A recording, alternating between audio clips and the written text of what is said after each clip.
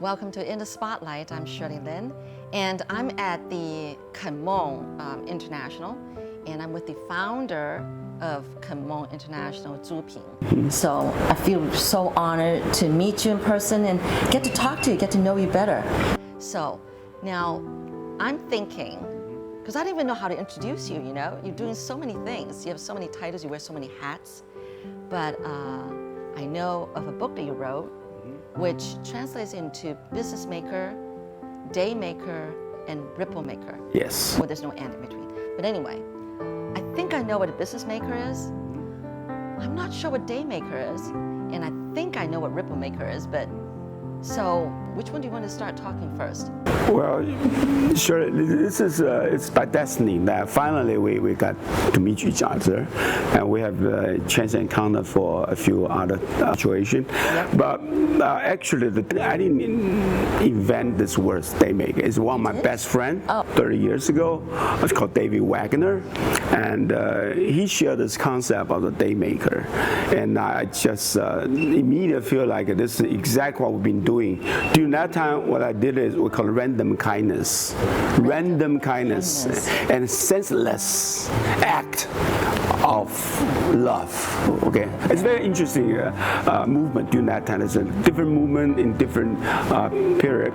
So I grabbed the idea. I love the idea because this whole idea based on one thing is I want happiness. Yeah. Okay, I want to be happy. Right. I find that true. Exactly, and through this concept we realized the true happiness is coming from make people stay.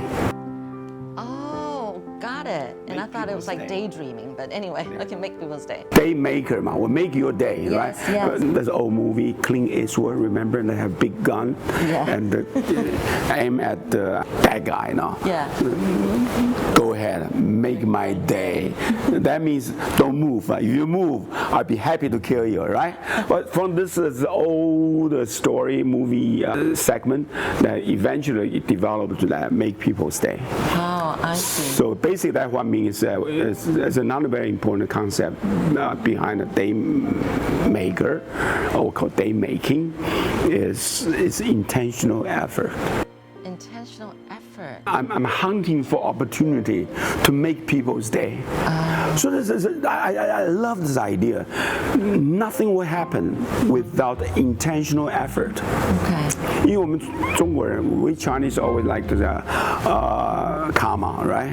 缘分 okay? 随意 平常心 just easy, take it easy. Things happen, what happen. Every life is a chance and a coincidence. Nothing you can control. You should live the life the way it comes to you. But then I realized that wait a minute, if we have this intentional to do something and real focus and purposely try to make something happen, and that thing will happen. Yeah. Like this interview.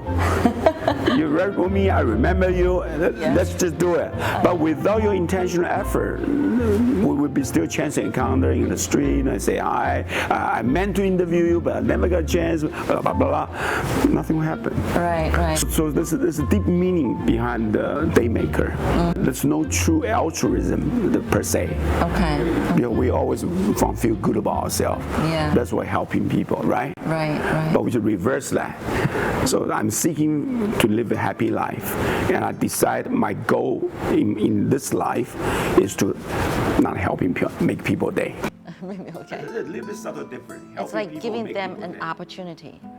Oh, there's so many opportunities. Just like it's a beautiful story that I think it only could happen in Taiwan. I want to share with everyone. Okay. A week ago. Yeah. About this kind of weather, but in the morning and raining. But mornings is sunshine. But once I step in and suddenly it's starting pouring down. I don't have my umbrella with me. I was thinking, well, maybe it's okay. There's 7-Eleven everywhere. Yeah. I just stop somewhere, jump in 7-Eleven, buy an umbrella. I was thinking about that. Suddenly the driver is so nice. Hey, gentlemen, hey, man, it's raining. I have what we call 爱心伞. How do you translate that? I don't know. It's called a Goodwill Umbrella. Oh, you're so good with English. It's a great way. That's exactly the right way to translate. I have a Goodwill umbrella in my trunk. So once I take you to a destination, why don't you take that one? And then he had another word, it's very interesting. This is the previous customer. Forget about it. Now we always lose the umbrella somewhere, right? I know. No, he said, I didn't buy it. This is just a Goodwill. Actually, it's a Goodwill umbrella in Taiwan. There's another further meaning is pay forward to. Oh, yeah. 爱心伞 right? Yes. 你已经有爱心，下次你给爱心给他。Right. So I think pass on, pay forward to other next people. So he just pay forward to me, but because I got this from him, that means sometimes this umbrella I can also share with someone. Exactly. Make someone day. Okay. Well, that's the incident. He made my day by volunteer this offering. But as a day maker, I never take anything for granted. I said, wow, you're the first taxi driver offer me this kind of a goodwill. Okay, thank you for making me so happy today. However, I'm going to buy an umbrella anyway, right? So I'm going to pay you about $100. You can buy an umbrella, right? Yes. So once we reach that, the tax fare, maybe $120. I'll give you $220. I give you $100 extra. Oh. So you can do whatever. You can buy another umbrella. But I want to thank you for doing such a generous things to me. This is my little way to thank you for that. But to me, I didn't lose anything. But I had to buy an umbrella anyway. Yeah. But for him, I bet I made him day too. Yes, right? You did. So it was something that he did not expect. Exactly. Imagine this taxi driver. He would do this again next time then. He would. See? You're right. He would. So that's the way become a ripple maker then. Yeah. I was just gonna say that. Become ripple. The next one. Yeah, we all feel good about this. This morning, Nicole, I don't know if you received that the email I sent to you. That's a wonderful CNN today. I always check. The first thing I check CNN, I get all the big news. And there's always has small news on the very bottom. Yeah. It's a wonderful story. Oh. It's about. I want to share the story, but this is so uplifting. Okay. This is something we have to learn from Western culture too. Okay, that's what we're here for. The cultures evolve now. We pick up everything good and melting down become our own. The story is like this. This is one girl. She's deaf. She's deaf. Since born, since my birth. That's right. But she always, all her life, she tried to be independent. Okay, use sign language or whatever. But one day, I think she's about, based on the looks, I think she's around maybe 20 something. Okay. Oh, okay. She decided to take an airplane by herself. Mother said, I take you. No. They say, no, mother, I think I can do that. This is my own life. I want to take control, in other words. So don't worry, Mama, I'll manage it. So the mother take her to the airport. My mother waited. So I'm so afraid she will not get on. So I'm waiting for so if in case she couldn't get out, I can take her. And what happened is, a few minutes later, the daughter sent her mom a text message. The text message with a photo. Okay. That photo is a handwritten direction, how to do everything while you are in the airport. Oh. And there's notes made by a counter clerk of Delta Airline. The girl, they're busy, right? Yeah. Take time to write down everything. Yeah. If this button, you need help, you push this button, go a few meter, you can hit that, you can do this. Hold the instruction. Oh, wow. And this picture become viral, of course, right? Yeah. And of course, the Delta Airlines started to realize that we're real proud that we have such a great employee, make an extra effort, do this kind of thing. And now we're going to have a new name tag on all our employee. One new tag, take a close look, sign language. Oh, I see. So they incorporate this into their SOP. and I just make my heart so happy. I couldn't stop. I write all the email to all my team. And what we're going to do with our service? Have we ever serviced a customer who are deaf? You want to make sure that we can serve a deaf person if he or she should show up one day, right? That's everybody. Every time we saw this kind of a positive news image, inspires not enough. Yeah. You have to take action. I think that's the message. I learned this. Oh, next time I'll do this. I learned this. The first thing I talk to myself, I want to do that. I want to. This is great. Next time I was seeking, hunting for chance to duplicate this experience. But the thing I wrote to my team, the real story is actually this: is the mother. The brave mother allow her baby, not baby, grown-up baby, to take the chances. No, yeah. I think this is brave. Well, that's my first impression. This mother is so good. Yes. Allow her kids. I'm sure it wasn't easy for her though, for the mother. That's why she's waiting out there. As mother, always like that, always like that. We all have to learn our own lesson. Well, you have to learn your lesson. You have to learn your lesson. Right. We all have to learn our lesson. We cannot protect it. So this is the way they will learn. And once they learn, through this, they own it already. Not be preached, right? My daughter always say, "Daddy, please don't preach." No, I have tendency to preaching now. So I said, okay. Thank you for reminding me. My daughter told me that. Okay, I stopped preaching her. Daddy, stop preaching. I know. So this is something that we all can become a day maker. But the key words is intentional effort. Okay. It's not happened by chances. You just one daughter, or do you? I have two daughters. You have 2 daughters. Two daughters, okay. yeah. Okay, they're grown up. They're all grown up, but they have their own life.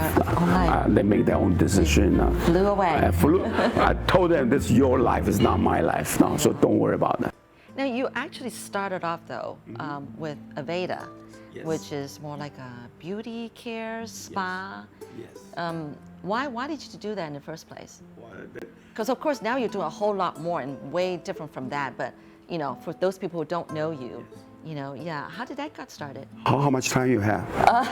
Well, make a long story short, it's another philosophy, I shouldn't say preaching again.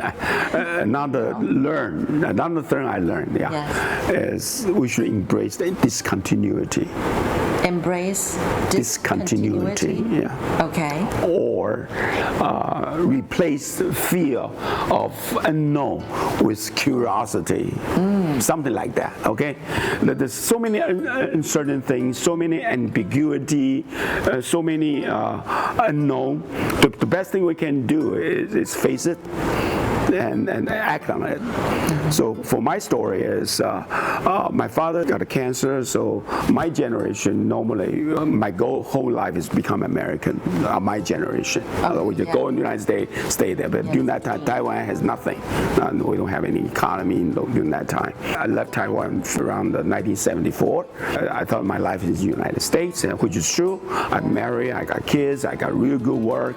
But suddenly, I thought that's my life now.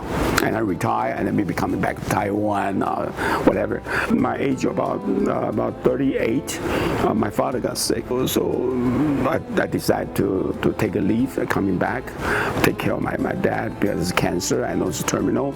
And after that, I actually see my father from a weight of 80 kilo, shrinking to about maybe 45 kilo. I can hold him to take a bath and whatever. So I know how light he is.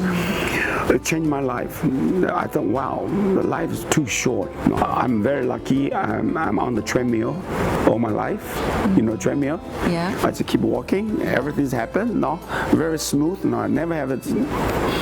I cannot get off the treadmill, actually. I have mortgage to pay, I have a tuition to pay, I have to work.